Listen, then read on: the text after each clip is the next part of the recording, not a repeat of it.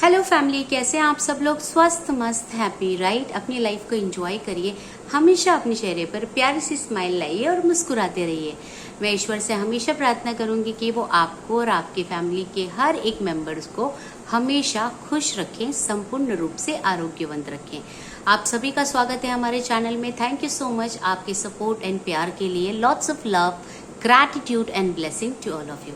चलिए आज की रीडिंग की तरफ आगे बढ़ते हैं। आज का जो हमारा रीडिंग है ये एक रिक्वेस्टेड रीडिंग है।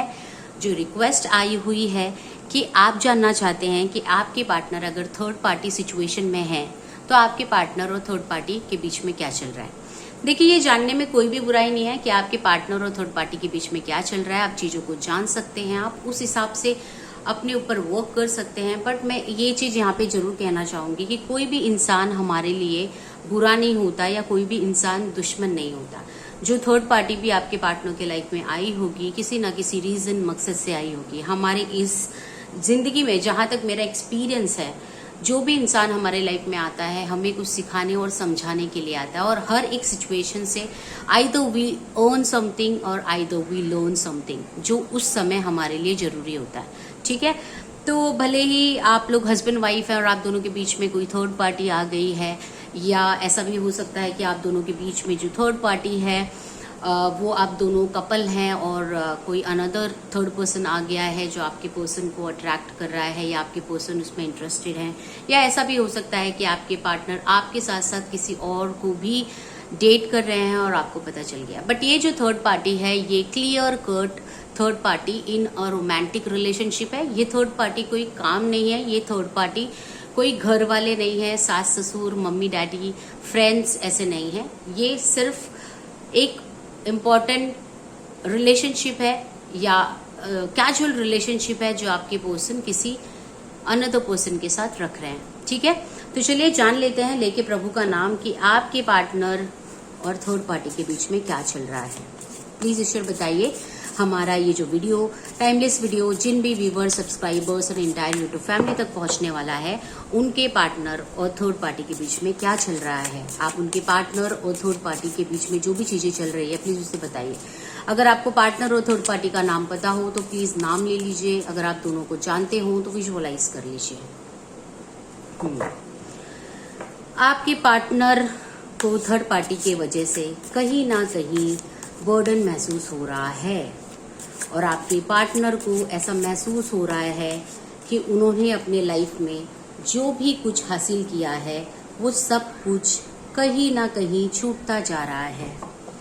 आपके पार्टनर ये थर्ड पार्टी के डिमांड को पूरा नहीं कर पा रहे हैं। आपके पार्टनर कहीं ना कहीं हर बार खुद को समझाना, खुद को एक्सप्लेन करना, क्यों फोन नहीं उठाया ये रीजन था, क्यों नहीं आए ये रीजन था, ऑफिस से क्यों लेट हो गया ये रीजन था, आज कॉफी पे क्यों मिले ये रीजन था। आपके पार्टनर खुद को एक्सप्लेन कर करके थक चुके हैं। आज क्यों प्रोजेक्ट में लेट हो गया ये रीजन था। तो भले ही वो पर्सन जो भी हो जो आपके और आपके पार्टनर के बीच में हो, वो आपके पार्टनर से इमोशनल, वो आपके पार्टनर से मटेरियलिस्टिक, फाइनेंस, सारी चीजों की डिमांड करती है जो आपके पार्टनर फुलफिल नहीं कर पा रहे हैं। और यहीं पे आपके पार्टनर को महसूस हो रहा है कि कहीं ये रिलेशनशिप जो है ये सेल्फिश रिलेशनशिप तो नहीं है, कहीं एक रिलेशनशिप ऐसा तो नहीं है जिसमें मैं अननेसेसरीली बहुत कुछ किए जा रहा हूँ। वो बैलेंस हालांकि बनाने की कोशिश कर रहे हैं पर उनसे बैलेंस नहीं बन पा रहा। यहाँ पे आपके पार्टनर मुझे कंपैरिजन करते हुए दिख रहे हैं आपके और पर्सन के बारे में। हालांकि उन्हें भी पता है कि यहाँ पे किसी भी प्रकार का कंपैरिजन हो ही नहीं सकता, क्योंकि आप एक ऐसे पर्सन थे जो उनके लिए सब कुछ निछावर कर देते थे। आप एक ऐसे पर्सन थे जो उन्हें बहुत प्यार देते थे। आप एक ऐसे पर्सन थे जो उनसे कुछ डिमांड नहीं करते थे, सिर्फ एक ही चीज आप उनसे मांगते थे, वो उनकी खुशी।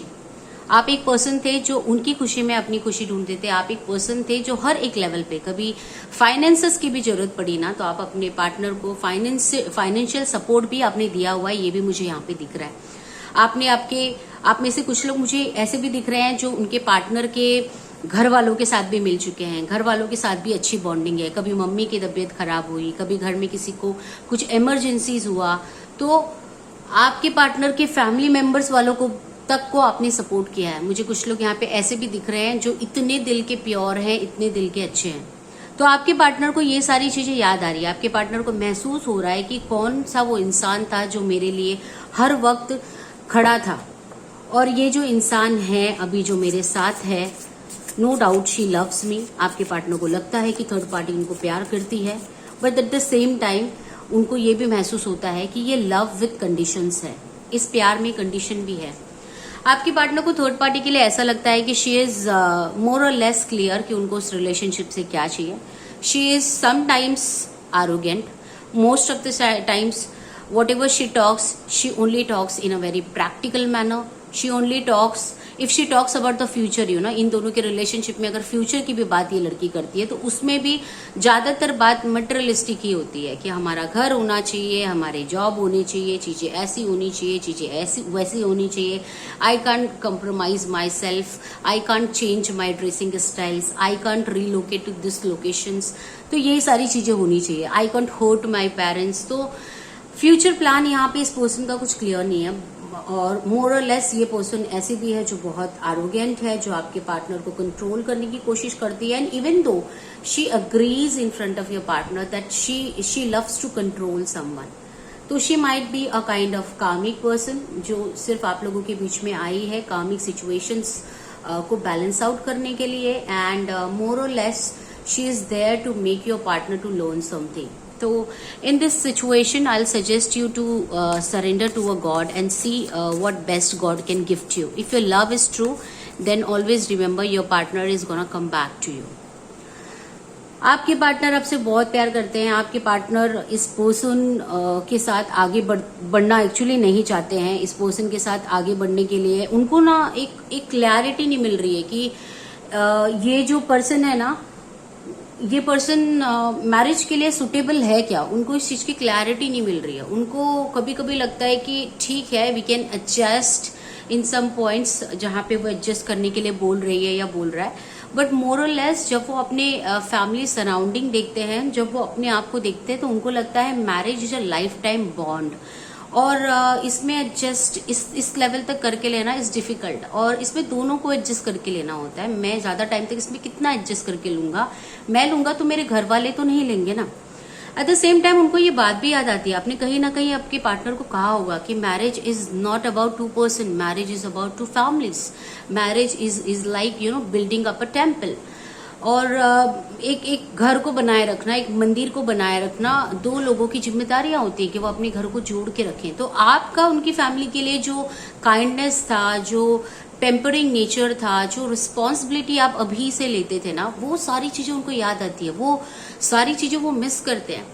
हालांकि वो कंपैरिजन के मोड में रहते हैं, उनको कंपैरिजन करना होता है, वो थर्ड पार्टी को अभी भी कंसिडरेशन में लेते हैं, कंपैरिजन करते हैं, बट मुझे लगता है there is nothing loss. You should not get offended with this thing. आप में से बहुत सारे लोग ऐसे हैं ना जिनको कंपैरिजन पसंद नहीं है, और ये ट्रिगर आपको आपके पार्टनर की तरफ से मिल रहा है। आपके पार्टनर इस रिलेशनशिप में ना खुद को बहुत ज्यादा बर्डन महसूस कर रहे हैं। Let me tell you that उनको लगता है कि इस रिलेशनशिप में इस बंदी के साथ रहना मतलब हर समय हेडेक को अपने साथ पालना। बट आपका पार्टनर ऐसा है कि आप ठीक है, कमिटमेंट दे दिया तो चला रहे।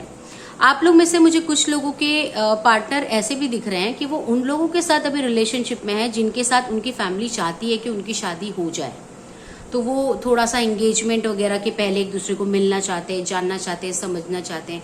कुछ जो थर्ड पार्टी मुझे दिख रही है वो ऐसी दिख रही है जो ऑलरेडी फैमिली मेंबर्स से कनेक्टेड है ना, तो मैरिज प्रपोजल काइंड ऑफ भी ये सिचुएशन हो सकता है। तो आपके पार्टनर बस किसी रीजन के वजह से, किसी बर्डन के वजह से, किसी कमिटमेंट के वजह से थोड़ा सा खुद को एडजस्ट करने की कोशिश कर रहे हैं, but at the same time he is feeling more burdened. उनको लग रहा है he is not able to focused anywhere. और सच में रीडिंग और एनर्जीज ऐसी ही बता रही है कि ये जो पर्सन है, ये पर्सन इनको भटका रही है मतलब ये पर्सन इतना डिस्टर्बेंस क्रिएट कर रही है कि he is not able to focus on his work, he is not able to focus on his family. घर में कुछ शॉपिंग करके लेके जाना है तो कुछ और ही लेके चले जाते हैं, जिसकी वजह से पूरा जो माहौल है वो कॉन्फ्लिक्ट का क्रिएट होता है। पीपल थिंक्स कि he is not focused on anything, ये किसी भी चीज के लिए फोकस नहीं है। प्लस ये जो थर्ड पार्टी है ना, she is more and less is like you no, अगर उनकी वाइफ भी होगी तो she is more and less a kind of controlling plus demanding कि नहीं आप फोन रख दो, आपको बात नहीं करना है। देखो कम्युनिकेशंस का कार्ड आ गया, आप ज्यादा किसी से बात नहीं करेंगे। ऑफिस के बाद क्यों ऑफिस वालों का कॉल आ रहा है, you are not giving me a time. So she is more और लेस, समझने से ज्यादा she is more of complaining about few things. मुझे आप में से कुछ लोगों की थर्ड पार्टी ऐसी भी दिख रही है that she is aware of you. Might be she is a mutual friend between you both, और माइट बी आपके पार्टनर ने आपके पार्टनर के मोबाइल में उन्होंने आपका फोटो देखा हो, और might be she is aware of somewhere, किसी भी तरीके से उनको पता चला है आपके बारे में। एंड वो आपके पार्टनर को ना अगर जानते हैं ना, आप दोनों के बीच की म्यूचुअल फ्रेंड है और जानते हैं ना कि आप लोग मतलब रिलेशनशिप में थे, आप लोग के बीच में ऐसा प्यार मोहब्बत वाली बातें थी, तो वो आपके पार्टनर को टॉर्चर करते हैं, ब्लैकमेल करते हैं, और बार बार उनको यही बात बोल बोल के पोक करते रहते हैं कि आप क्या थे, आप कैसे थे, I know everything about you, वो तो मैं हूँ जिन्होंने आपको संभाल के रखा है, अदरवाइज आपको पता है आप जैसे अग्रेसिव पर्सन को कोई झेल नहीं सकता, काइंड ऑफ थिंग्स। तो थोड़ा सा डोमिनेट भी करते हैं, उल्टा सीधा भी बोलते हैं। और मुझे ये थर्ड पार्टी ऐसे भी दिख रही है, who loves to do shopping, who loves to enjoy her own self time, इनको आपके पार्टनर से ज्यादा अपना सेल्फ टाइम एंजॉय करना सबसे ज्यादा अच्छा लगता है। और ओवरऑल इन दोनों के बीच में जो भी कुछ सिचुएशन चल रहा है उसके वजह से आपके पार्टनर खुद को बहुत ज्यादा ट्रैप्ड महसूस कर रहे हैं। वो उस खुशी को पूरे तरीके से खो चुके हैं जो उनके लाइफ में बचपन से लेके अभी तक उनके पेरेंट्स ने दिया था या आपने दिया था। आप लोगों ने उनकी लाइफ को इतनी फ्लरिश, इतनी ब्यूटीफुल बनाई थी, रिलेशनशिप का मतलब बताया था, बट अब वो सब कुछ कंप्लीटली ना खोता हुआ पा रहे हैं। वो खुद को बहुत ज्यादा डिस्टर्ब महसूस कर रहे हैं। उनको समझ में नहीं आ रहा कि उन्होंने किसको खो दिया। आप बहुत अच्छे थे, आप सब कुछ लाइफ में बहुत अच्छा करते थे, आपका लाइफ पूरा बेटर था, आप उनकी केयर भी करते थे, आप इमोशनली भी उनके साथ थे, फिर भी उन्होंने आपको खो दिया। आप एक ऐसे पर्सन थे जो हर समय उनके साथ खड़े रहते थे, उनको सपोर्ट करते थे, मोटिवेट करते थे, उनको उनके लाइफ के हर एक पाथ पे गलत भी जाए वो तो उनको सही बताते थे। और उनको ऐसे ही पार्टनर की जरूरत है जो हर एक तरीके से मास्टर माइंड हो। आप अपने पार्टनर के लिए ब्रेन विद ब्यूटी थे, जिसको हर एक चीज पता है, and he is missing this all thing. उनको ये सारी चीजें मिस कर रहे हैं। वो बहुत ज्यादा, ये देखिए ये कार्ड को देखिए, वो बहुत ज्यादा बुरा महसूस कर रहे हैं कि उन्होंने आपको किसी ना किसी रीजन से बीच रास्ते में छोड़ा। उनको महसूस हो रहा है, वो आपके दर्द को महसूस कर पा रहे हैं, क्योंकि अब कहते हैं ना, हम जब दूसरों के लिए गड्ढा खोदते हैं तो कहीं ना कहीं पहले हम उसमें खुद गिरते हैं। तो चलिए डिवाइन से एक गाइडेंस ले लेते हैं। डिवाइन प्लीज एक सिंपल गाइडेंस बताइए कि अब जो भी मेरे व्यूवर्स इसको देख रहे हैं उन्हें क्या करना चाहिए। जस्ट सिंपल वन गाइडेंस कि मेरे व्यूवर्स को अब क्या करना चाहिए। What is your guidance divine, please बताइए। आप लोगों को ना खुद की हीलिंग करने की बहुत ज्यादा जरूरत है। आप सेल्फ लव करिए, आपकी खुद की हीलिंग करिए। आप जब तक ये सारी चीजों को भूलेंगे नहीं, अपने आप को अफर्म करिए। आप बहुत कॉन्फिडेंट पर्सन हैं। आप पहले जैसे थे ना, आपके पार्टनर को मिलने से पहले, उस तरीके का कॉन्फिडेंट, उस तरीके की पॉजिटिविटी अपने अंदर ले आइए। सेल्फ लव के अफर्मेशन करिए, खुद को प्यार करिए, खुद के लिए टाइम निकालिए। आप अभी बहुत ज्यादा पेन में हैं, आप खुद को हील्ड नहीं कर पा रहे हैं, आप आपके पार्टनर को इमोशनली याद कर रहे हैं। देखिए ये सारे मोमेंट होते हैं, बट डिवाइन का यही बोलने का मतलब है, when you will get heeled your partner will automatically gate heeled. ठीक है। और ये जो थर्ड पार्टी आप लोगों के लाइफ में है ना, ये कुछ ना कुछ लेसन ही सिखाने के लिए आप लोगों के लाइफ में है। ये आप लोगों के लाइफ में आई है, तो ये कार्मिक सिचुएशन है, ये कार्मिक बाउंड्रीज है, कार्मिक रिलेशनशिप है। ये आप लोगों को क्या सिखाने आई है? ये आप दोनों को सिखाने आई है कि लाइफ में हमारे पास जो अच्छी चीजें होती है ना, जो डिवाइन ने हमें दी होती है, हमें उस ब्लेसिंग्स को काउंट करना चाहिए। पास्ट कई लाइफ में या इस लाइफ में आप लोगों ने कभी कभी रिलेशनशिप्स की, इमोशंस की कदर नहीं की। होता है ना कि हम किसी कपल्स का मजाक उड़ा दें, अपने मम्मी डैडी के इमोशंस का कदर ना करें। तो इसलिए अब ये पर्सन आई है आप लोगों को इमोशनली ट्रिगर्ड करने के लिए और बताने के लिए कि अगर बीइंग इन चाइल्ड आपको अच्छे पेरेंट्स मिले हैं, आपको अच्छे कलीग्स मिले हैं, अच्छे फ्रेंड्स मिले हैं, इवन अच्छे पार्टनर्स मिले हैं, रिलेशनशिप मिले हैं, तो उनकी प्योरिटी की कदर करिए रेदर देन उन पे हंसने के लिए या उनका मजाक बनाने के लिए। तो दिस पर्सन इज एक्चुअली अ कार्मिक सिचुएशन। अगर आप तक की रीडिंग मैच हो रहा है तो, और ये आप लोगों को जो सिखाने आई है, अगर आप उस चीजों को सीखोगे तो डेफिनेटली आप लोग अपने लाइफ में ग्रोथ पाता हुआ दिखोगे। आप इस कार्मिक सिचुएशन से बाहर निकलोगे और ग्रोथ पाओगे।